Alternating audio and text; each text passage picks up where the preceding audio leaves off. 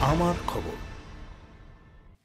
আবারও উপাচার্য বদল বিশ্বভারতীতে। এবার বিশ্বভারতীর ভারপ্রাপ্ত উপাচার্য হতে চলেছেন পল্লী সংগঠন বিভাগের অধ্যক্ষ ডক্টর অরবিন্দ মণ্ডল। গত নভেম্বর মাসে বিশ্বভারতীর স্থায়ী উপাচার্য বিদ্যুৎ চক্রবর্তীর সময়কাল শেষ হতেই ভারপ্রাপ্ত উপাচার্য হিসেবে দায়িত্ব নিয়েছিলেন কর্মসমিতির প্রবীণতম সদস্য তথা কলাভবনের অধ্যক্ষ সঞ্জয় কুমার মল্লিক।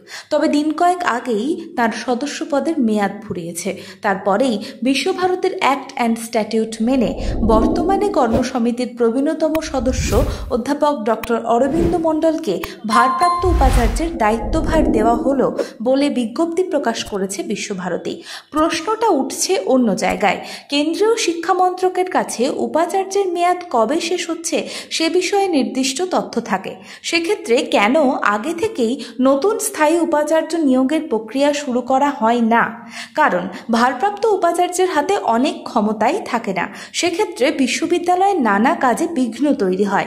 স্থায়ী উপাচার্য হিসেবে বিদ্যুৎ চক্রবর্তী দায়িত্বভার গ্রহণ করার আগেও এমন পরিস্থিতি তৈরি হয়েছিল বিশ্বভারতীতে। তবে কি আবারও উপাচার্যের পর উপাচার্য বদলাবে? প্রশ্ন তুলছেন একাংশ। বাসন্তী দেবী গাঙ্গুলি ফাউন্ডেশন দ্বারা পরিচালিত উর্মিলা বৃদ্ধাবাস সেবা করাটাই মূল উদ্দেশ্য আমাদের।